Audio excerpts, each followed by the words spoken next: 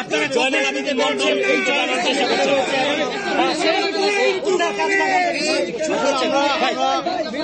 আমরা এখানে আসার আমাদের আমরা খবর দিয়েছিলাম, আমরা সঙ্গে সঙ্গে আমাদের ছুটে আসছি, আমি আসছি, আমার পর টিম আসছে, আমরা এসেছি, আমাদের ছাত্র ভাইরা আসছে, আমাদের ব্যক্তিবৃন্দ আসছেন, এসে আমরা এখানে সার্চ করছি। সার্চ করার ফলে আমরা এখানে সিরাজগঞ্জ 6 আসনের সাবেক এমপি চয়নকে আমরা গ্রেপ্তার করতে সক্ষম হয়েছি, তাকে আমরা এখানে পেয়েছি। সেই এলাকায় আক্রমণ করেছিল আর কি, আমরা তাকে গ্রেপ্তার।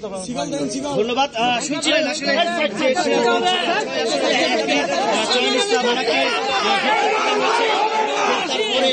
ওনাকে যাওয়া হচ্ছে।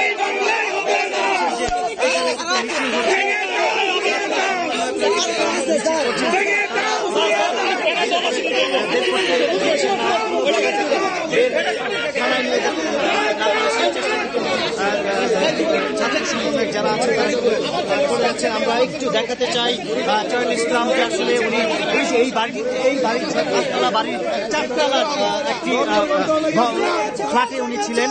দীর্ঘ 2 মাস ধরে উনি এখানে অবস্থান করছেন, এমন তথ্য কিন্তু উনি বলেছেন যে ওনাকে জিজ্ঞাসা করার পরে বলেছেন দীর্ঘ 2 মাস যাবৎ এখানে অবস্থান করছেন। 2 মাস অবস্থান করে আসলে বসবাস করছেন।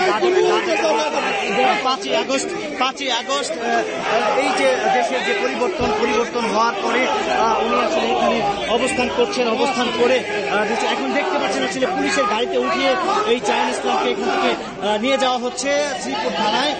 সেখানে আসলে পুলিশ তাকে প্রোটোকলের মাধ্যমে ছাত্র জনতারা যারা রয়েছেন, ছাত্র সমাজ যারা রয়েছে, তারা যে কোনোভাবে এখানে কোনো বিশৃঙ্খলা সৃষ্টি না করতে পারে পুলিশ প্রোটোকলের মাধ্যমে তাকে নিয়ে যাওয়া হচ্ছে শ্রীপুর থানায়।